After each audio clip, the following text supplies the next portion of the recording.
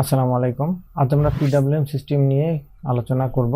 তো PWM system সম্পর্কে হয়তো আমরা অনেকেই অবগত আছি, যার ফুল ফর্ম হচ্ছে পালস উইথ মডুলেশন। অর্থাৎ যখন আমরা এই সিস্টেমের মাধ্যমে কোনো পালসের উইথকে মডিউলেট করতে পারি বা নিয়ন্ত্রণ করতে পারি, তবে সেই ব্যবস্থাটাকেই সমন্বিতভাবে বলা হচ্ছে পালস উইথ মডিউলেশন। তো প্রথমে আমরা সার্কিট পরিচিতি নিয়ে কথা বলি। এখানে যে ডিভাইসটি দেখতে পাচ্ছি এটি হচ্ছে একটি ফাংশন জেনারেটর। এর মাধ্যমে আমরা পালস ক্রিয়েট করব। যদিও এখানে ফাংশন জেনারেটরের পরিবর্তে আমরা চাইলে এখানে ফাংশন জেনারেটরের পরিবর্তে আরো একটি এই ধরনের অপারেশনাল অ্যাম্পলিফায়ার দিয়ে আমাদের প্রয়োজনীয় পালস জেনারেশন করে নিতে পারতাম। তো এই বিষয়ে আমি আরেকটি ভিডিও তৈরি করব, আজকে এই বিষয় নিয়ে আর কথা বাড়াচ্ছি না। এখানে যে অংশটুকু দেখা যাচ্ছে এটি হচ্ছে একটি 4 চ্যানেল ডিজিটাল অসিলোস্কোপ। এর মাধ্যমে আমরা পালসের অবস্থা কি, অর্থাৎ পালসের উইথ সহ বিভিন্ন ধরনের অবস্থা আমরা এটা থেকে পর্যবেক্ষণ করব। আর এটি হচ্ছে আমাদের মূল অপ অ্যাম্প বা অপারেশনাল অ্যাম্পলিফায়ার। এর মাধ্যমেই এখানে মূল সার্কিটটি তৈরি করা হয়েছে। তো এই সার্কিটের মধ্যে D1 যে ডায়োডটা দেখতে পাচ্ছেন এটি আসলে বাস্তবে প্রয়োজন নাই, আমাদের সিমুলেশনের সুবিধার্থে এটি ব্যবহার করতে হয়েছে। এবং এই অপারেশনাল অ্যাম্পলিফায়ারের আউটপুটে একটি ক্যাপাসিটর ব্যবহার করা হয়েছে। প্রয়োজন অনুযায়ী ক্যাপাসিটরটিকে সংযোগ এবং বিচ্ছিন্ন করার সুবিধার জন্য এখানে আমরা একটি সুইচ ব্যবহার করেছি, বাস্তবে এটিরও প্রয়োজন নেই। আর এখানে R1 লোড রেজিস্ট্যান্স হিসেবে একটি 100 ওহমের রেজিস্টার ব্যবহার করা হয়েছে। এই সার্কিট এটি হচ্ছে গ্রাউন্ড টার্মিনাল, এটি হচ্ছে আমাদের পজিটিভ 5 ভোল্ট টার্মিনাল, অর্থাৎ এই সার্কিটের পাওয়ার সাপ্লাই 5 ভোল্ট। তো বন্ধুরা, এখন আমরা মূল আলোচনায় চলে যাই। অপারেশনাল অ্যাম্পলিফায়ার এমন এক ধরনের ইলেকট্রনিক কম্পোনেন্টস যার দুটি ইনপুট থাকে এবং একটি আউটপুট থাকে, যার একটিকে বলা হয় নন ইনভার্টিং ইনপুট, অর্থাৎ পজিটিভ সাইন আলাটা নন ইনভার্টিং ইনপুট, এবং নেগেটিভ সাইন সম্বলিত ইনপুটটি হচ্ছে আমাদের ইনভার্টিং ইনপুট। তো এই অপারেশনাল অ্যাম্পলিফায়ারগুলো কিভাবে কাজ করে, এর অপারেশনটা কিভাবে হয়, এই বিষয় নিয়ে আমার আরও একটি ডেডিকেটেড ভিডিও আছে, যার লিঙ্ক আমি আই বাটনে দিয়ে দিব। আপনারা চাইলে সেটি দেখে নিতে পারেন, তাহলে এই সার্কিটের কার্যপ্রণালীগুলো বুঝতে আরও হেল্পফুল হবে। তো অল্প করে একটু বলতেই হয়, সেটা হচ্ছে যে এই অপারেশনাল অ্যাম্পলিফায়ারের যে দুটো ইনপুট আছে তার মধ্যে 3 নাম্বার পিনটি হচ্ছে আমাদের নন ইনভার্টিং ইনপুট এবং 2 নাম্বার পিনটি হচ্ছে ইনভার্টিং ইনপুট। তো একটু মনোযোগ সহকারে শুনে বিষয়টাকে মনে রাখতে হবে। যখন নন ইনভার্টিং ইনপুটের ভোল্টেজ ইনভার্টিং ইনপুটের ভোল্টেজের সমান অথবা বেশি হবে, শুধুমাত্র তখনই এর আউটপুট অর্থাৎ 1 নাম্বার পিনটি হাই হবে, অর্থাৎ অন হবে। আমি আবারও বলছি, নন ইনভার্টিং ইনপুট অর্থাৎ 3 নাম্বার পিনের ভোল্টেজ যখন ইনভার্টিং ইনপুট অর্থাৎ 2 নাম্বার পিনের ভোল্টেজের তুলনায় সমান অথবা বেশি হবে, ঠিক তখনই এর আউটপুট অর্থাৎ 1 নাম্বার পিনটি অন হবে অথবা হাই হবে। তো এখন আসি আমরা সার্কিটটাকে সিমুলেশন স্টার্ট করি। সিমুলেশন স্টার্ট করলাম। এখানে দেখা যাচ্ছে বন্ধুরা আমাদের যে ফাংশন জেনারেটরটি অন হয়েছে এবং অসিলোস্কোপের স্ক্রিনটিও আমরা দেখতে পাচ্ছি। তো এখানে আরেকটু জিনিস দেখিয়ে দেই, আমাদের ইয়েলোটা হচ্ছে আমাদের ফাংশন জেনারেটর আউটপুট ওয়েভশেপ, যা কিনা আমাদের এই অপারেশনাল অ্যাম্পলিফায়ারের 3 নাম্বার পিনে অর্থাৎ নন ইনভার্টিং ইনপুটে প্রদান করা হয়েছে। আর ইনভার্টিং ইনপুটে এই সাপ্লাই ভোল্টেজ, এই যে সাপ্লাই ভোল্টেজটি আছে সেই সাপ্লাই ভোল্টেজকে R3 RV1 অর্থাৎ একটা ভেরিয়েবল রেজিস্টার এবং R2 এই 3টি রেজিস্টারের মাধ্যমে একটি ভোল্টেজ ডিভাইডার ক্রিয়েট করে তার আউটপুট ইনভার্টিং ইনপুটে প্রদান করা হয়েছে। অর্থাৎ এই ইনভার্টিং ইনপুটের ভোল্টেজকে আমি আমার ইচ্ছা মতো বাড়ানো কমানোর জন্যই আমরা এখানে পটেনশিওমিটারটি ব্যবহার করেছি। এই মুহূর্তে ইনভার্টিং ইনপুটের ভোল্টেজ আছে 2.5 অর্থাৎ 2.5 ভোল্ট। আমরা এই ভেরিয়েবলের মান বৃদ্ধি করে দেখা যাচ্ছে যে পার্সেন্টেজ বৃদ্ধি হওয়ার সঙ্গে সঙ্গে এখানে ভোল্টেজ বৃদ্ধি পাচ্ছে এবং এখানে পার্সেন্টেজ হ্রাস পাওয়ার সঙ্গে সঙ্গে এর আউটপুটে অর্থাৎ ইনভার্টিং ইনপুটের ভোল্টেজ হ্রাস পাচ্ছে। তো এখন যেটা হবে, এখানে যে ভোল্টেজটা আমরা সরবরাহ করেছি সেটা এই মুহূর্তে 2.5 ভোল্ট এবং এই ফাংশন জেনারেটর থেকে আমরা যে পালসটা পাচ্ছি, এই ইয়েলো কালারের যে পালসটা, এটি হচ্ছে সটুথ পালস, যার ম্যাক্সিমাম পিক ভোল্টেজ হলো 5 ভোল্ট। অর্থাৎ এটা হচ্ছে তার জিরো লেভেল থেকে এই সর্বোচ্চ প্রান্ত পর্যন্ত। আমি জুম করে দেখাচ্ছি, এখানে এই বিন্দুটি হচ্ছে তার জিরো লেভেল এবং এই ভার্টিক্যাল লাইনটির সর্বোচ্চ প্রান্ত অর্থাৎ চূড়া বা পালসের পিকটা হচ্ছে 5 ভোল্ট। তাহলে এখানে 0 আর এটুকু হচ্ছে 5, অর্থাৎ এই টোটাল ওয়েভের পিক হচ্ছে 5 ভোল্ট এবং এটাকে আমরা বলছি সটুথ ওয়েভ। তো এই ওয়েভটি আমাদের এই নন ইনভার্টিং ইনপুটে প্রদান করা হয়েছে। অর্থাৎ এই নন ইনভার্টিং ইনপুটের ভোল্টেজ, তাহলে দেখা যাচ্ছে পালসটি যখন এই কন্ডিশনে আছে তখন নন ইনভার্টিং ইনপুটের ভোল্টেজ 0 এবং পালসটি যখন বৃদ্ধি পেতে পেতে এই পিক ভ্যালুতে চলে আসছে তখন নন ইনভার্টিং ইনপুটের ভোল্টেজ হচ্ছে 5 এবং ওইখান থেকে সরাসরি সে আবার অফ হয়ে যাচ্ছে, অর্থাৎ 0 হয়ে গেল। এরপরে আবারও পালসটি শুরু হলো এবং ক্রমান্বয়ে বৃদ্ধি পেতে পেতে এক সময় সে আবার 5 ভোল্টে এসে পৌঁছে গেল।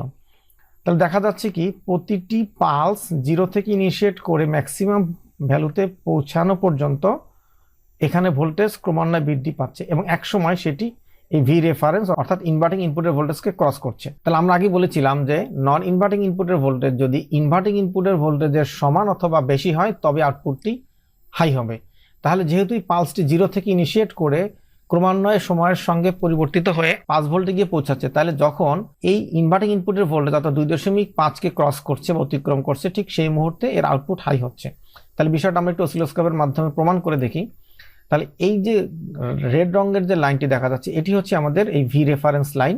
আমরা যদি এখানে ভি রেফারেন্সের মান কমাই অথবা বৃদ্ধি করি দেখা যাবে যে এই লাইনটি ভোল্টেজ বৃদ্ধির সঙ্গে সঙ্গে উপরের দিকে যাবে এবং ভোল্টেজ হ্রাস করার সঙ্গে সঙ্গে নিচের দিকে যাবে। তাহলে আমি সেটি একটু আবার লক্ষ্য করি। আমরা এখানে ভোল্টেজটাকে যদি কমাতে থাকি দেখতে পাচ্ছেন বন্ধুরা লাল রেখাটি নিচের দিকে যাচ্ছে অর্থাৎ রেফারেন্স ভোল্টেজ কমে যাচ্ছে। আবার যদি আমরা এই ভেরিয়েবলের মান বৃদ্ধি করি তাহলে রেফারেন্স ভোল্টেজ বৃদ্ধি পাচ্ছে অর্থাৎ লাল রেখাটি আরও উপরের দিকে যাচ্ছে। তাহলে এখান থেকে আমরা দেখতে পেলাম যে আমাদের রেফারেন্স ভোল্টেজকে আমরা হ্রাস বৃদ্ধি করার সঙ্গে সঙ্গে রেফারেন্স ভোল্টেজের লাইনটি উপরের দিকে যাচ্ছে এবং নিচের দিকে আসছে। তাহলে এই মাধ্যমে আমরা এই রেফারেন্স ভোল্টেজের ভ্যালুকে বৃদ্ধি করতে পারি এবং পালস যখন 0 থেকে ইনিশিয়েট করে সময়ের সঙ্গে বৃদ্ধি পেতে পেতে ম্যাক্সিমাম 5 ভোল্টে যাওয়ার আগে যেই মুহূর্তে এই রেফারেন্স ভোল্টেজ লেভেলকে ক্রস করবে সেই মুহূর্তে আউটপুটটি হাই হবে। তাহলে আমরা দেখতে পাচ্ছি যে এখান থেকে যদি পালসটি শুরু হয় তো এই লাল রেখার ক্রস করার আগ মুহূর্ত পর্যন্ত নন ইনভার্টিং ইনপুটের ভোল্টেজ ছিল ইনভার্টিং ইনপুট ভোল্টেজের চেয়ে কম, অতএব সেই মুহূর্তের জন্য আউটপুট ছিল 0। নন ইনভার্টিং ইনপুটের ভোল্টেজ ইনভার্টিং ইনপুটকে ক্রস করলো ঠিক সেই মুহূর্তে আমার আউটপুটটি হাই হলো অর্থাৎ এই আউটপুটটি আমার হাই হয়ে গেল। অর্থাৎ এখানে দেখা যাচ্ছে যে ডায়োডের আগে ব্লু কালার এবং ডায়োডের পরে গ্রিন কালার দুটি একই রকমই কিন্তু একটি ছোট একটি বড় দেখা যাচ্ছে। এর কারণ হলো এই ডায়োডের ভোল্টেজ ড্রপ হওয়ার কারণে এর আউটপুট ভোল্টেজ কম পাওয়া যাচ্ছে, সে কারণে এই গ্রিন ওয়েভটা একটু ব্লু ওয়েভের চেয়ে কম। তো এখন তাহলে যদি আমরা এই রেফারেন্স লাইনকে আরো বৃদ্ধি করি অর্থাৎ রেফারেন্স ভোল্টেজকে বৃদ্ধি করি তাহলে রেফারেন্স লাইনটা আরো উপরের দিকে উঠবে, তখন এই পালসের যে ভোল্টেজটা সেটা এটাকে অতিক্রম করতে আরো অনেক পরে অতিক্রম করে অর্থাৎ এতটুকু যে সময়ের জন্য পালসটা অতিক্রম করে উপরের দিকে ছিল এবং এসে এবার ফলিং ডাউন হয়েছে অর্থাৎ এই মুহূর্তে আবার আমাদের আউটপুট পালসটা 0 হয়ে গেছে। যেহেতু এটা পিক ভ্যালু থেকে সরাসরি গ্রাউন্ডে চলে আসছে, 0তে চলে আসছে, তার মানে এই নন ইনভার্টিং ইনপুটের ভোল্টেজ ইনভার্টিং ইনপুটের তুলনায় কমে গেছে বা 0 হয়ে গেছে, সে কারণেই আবার আমাদের আউটপুট পালসটি 0 হয়ে গেছে। তাহলে দেখা যাচ্ছে যে এই পালসটি এই রেফারেন্স ভোল্টেজের এই বিন্দুতে সমান অথবা অতিক্রম করে এতটুকু সময়ের জন্য রেফারেন্স ভোল্টেজের তুলনায় বেশি ছিল, ঠিক ততটুকু সময়ের জন্যই আমরা আউটপুটে ওয়েভটি পেয়েছি। যখনই আবার রেফারেন্স ভোল্টেজ অর্থাৎ নন ইনভার্টিং ইনপুটের ভোল্টেজ ইনভার্টিং ইনপুটের তুলনায় লেস দ্যান হয়ে গেছে বা কমে গেছে তখনই আবার আউটপুটটি 0 হয়ে গেছে। তাহলে এখন এই যে রেফারেন্স ভোল্টেজের এইটুকু সময়ের জন্যই আমরা আউটপুট পেয়েছি। এখন এটা যদি আমরা বৃদ্ধি করি রেফারেন্স ভোল্টেজ তাহলে এটা উপরের দিকে উঠবে এবং তখন তার উইথটা কমে যাবে এবং এই পালসের উইথও কমে যাবে। তো আমরা সেই জিনিসটা আবার একটু প্রত্যক্ষ করি। আমি রেফারেন্স ভোল্টেজ বৃদ্ধি করার সঙ্গে সঙ্গে বন্ধুরা দেখতে পাচ্ছেন যে পালসের উইথটা কমে যাচ্ছে অর্থাৎ এখন অন টাইমটা অনেক কম, এতটুকু সময়ের জন্য আউটপুট অন থাকবে, বাকি সময়টার জন্য অফ থাকবে। আমি যদি রেফারেন্স ভোল্টেজকে আরো হ্রাস করি তাহলে এখানে এই রেড লাইনের উইথটা বৃদ্ধি পাচ্ছে, সঙ্গে সঙ্গে পালসের উইথটাও বৃদ্ধি পাচ্ছে। তো এইভাবে আমরা রেফারেন্স ভোল্টেজকে বাড়িয়ে কমিয়ে একটি পালসের উইথকে বাড়াতে অথবা কমাতে পারি এবং এই কারণে এটাকে আমরা বলছি পালস উইথ মডুলেশন। তো এখন যদি আমরা এই রেফারেন্স ভোল্টেজকে 2.5 রাখি তাহলে দেখা যাচ্ছে যে আমাদের পালসের উইথ 0 টাইম এবং অন টাইম দুটোই সমান। এখানে একটি কথা বলে রাখা ভালো, এই যতটুকু পালস একটি পালসের এই সাইকেলটা সম্পন্ন হচ্ছে এখান থেকে শুরু করে এখান থেকে এসে এই পর্যন্ত, অর্থাৎ এইটা হচ্ছে একটা সাইকেল। এই সাইকেলের মধ্যে যতটুকু সময় অন থাকবে সেটাকে আমরা অন টাইম বা ডিউটি সাইকেল বলে থাকি। এখানে একটা জিনিস মনে রাখতে হবে, এই পালস উইথ মডুলেশনের আউটপুট পালসকে কখনো 0 করা যাবে না এবং কখনো 100%ও করা যাবে না। 0 করলেও খুব একটা সমস্যা হবে না, কিন্তু 100% কখনোই করা যাবে না। অর্থাৎ আমরা যদি এটাকে ভোল্টেজ রেফারেন্স ভোল্টেজ বৃদ্ধি করতে থাকতে পালসের উইথটা কমতেছে, অর্থাৎ পালসের ডিউটি সাইকেল কমে যাচ্ছে, কিন্তু জিরো হয়নি। দেখতে পাচ্ছেন বন্ধুরা, এটা জিরো হয়নি, কিছুটা পালস এখনো অবশিষ্ট আছে। আর যদি আমরা রেফারেন্স ভোল্টেজকে কমাতে থাকি তাহলে এই পালসের উইথটা বৃদ্ধি পেতে পেতে 100% করা যাবে না। 100% করলে আমাদের দুর্ঘটনা ঘটে যাবে। দেখতে পাচ্ছেন বন্ধুরা, এখানে একটি গ্যাপ আছে, অর্থাৎ এই রেফারেন্স লাইনটি বা রেফারেন্স ভোল্টেজটি সরাসরি জিরোতে এখন পর্যন্ত এসে পৌঁছায়নি, যে কারণে এখানেই এতটুকু গ্যাপ রয়ে গেছে। অর্থাৎ এই মুহূর্তে আমাদের ডিউটি সাইকেল হয়তো 95% আছে, বাট 100% কখনোই নয়। এইভাবে আমরা আমাদের একটি পালসের উইথকে আমরা পরিবর্তন করতে পারি প্রয়োজন অনুযায়ী। তো এখন হচ্ছে এর আউটপুটটা নিয়ে। আউটপুটে যেহেতু ক্যাপাসিটর নেই, ক্যাপাসিটরটা সংযুক্ত করা হয়নি, তার মানে এখানে ভোল্টেজটা কখনো জিরো হচ্ছে, কখনো ম্যাক্সিমাম হচ্ছে, যে কারণে ভোল্টমিটার স্টেবল নাই। তা আমরা যখনই ক্যাপাসিটরটা সংযুক্ত করব তখন এখানে এটা ফিল্টারিং হয়ে পিওর ডিসি আমরা একটা কার্ভ পাবো, যেটা হচ্ছে গ্রিন লাইন। আমরা ক্যাপাসিটরটা সংযুক্ত করি, জুম করে দেখাচ্ছি। ক্যাপাসিটর সংযুক্ত করলাম, দেখতে পাচ্ছেন বন্ধুরা গ্রিন লাইনটি আগে একটা পালসের ছিল, পালসের মতো ছিল, এখন এটা স্ট্রেট লাইন হয়ে গেছে। এবং এই ভোল্টমিটারের আউটপুট ভোল্টেজটা এখন একটা স্টেবল মানে চলে আসছে। যদি আমরা ক্যাপাসিটরটাকে আবার বিচ্ছিন্ন করে দিই, ভোল্টেজটা আবার আনস্টেবল হয়ে গেছে। আবার যদি ক্যাপাসিটরটাকে আমরা কানেক্ট করে দিই তাহলে ভোল্টেজটা স্টেবল মানে চলে আসছে। এই অবস্থায় যদি আমরা অসিলোস্কোপের দিকে তাকাই এবং এই রেফারেন্স ভোল্টেজকে বাড়াই অথবা কমাই, সঙ্গে সঙ্গে আমাদের আউটপুট ভোল্টেজও বাড়বে অথবা কমবে। অর্থাৎ যদি পালসের উইথ বৃদ্ধি পায় তাহলে আউটপুট ভোল্টেজ বৃদ্ধি পাবে, আর যদি পালসের উইথ হ্রাস পায় তাহলে আউটপুট ভোল্টেজ হ্রাস পাবে। অর্থাৎ পালসের উইথ যদি কমে যায় তাহলে অ্যাভারেজ ভোল্টেজ কমে যায়, সে কারণে আউটপুট ভোল্টেজও কমে যায়। আর যদি পালসের উইথ বৃদ্ধি পায় তাহলে অ্যাভারেজ ভোল্টেজ বৃদ্ধি পায় এবং পালসের আউটপুটটাও বৃদ্ধি পায়। তো এইভাবেই আমরা পালস উইথ মডুলেশনের মাধ্যমে আমাদের বিভিন্ন ধরনের ফাংশন সম্পন্ন করতে পারি। তো এর পরবর্তীতে আমি আরেকটি ভিডিও তৈরি করব, যেখানে আরেকটি অপ অ্যাম্প দিয়ে আমরা ফাংশন জেনারেটর ব্যতীত কিভাবে একটি সটুথ পালস ক্রিয়েট করতে পারি সেটি দেখাবো।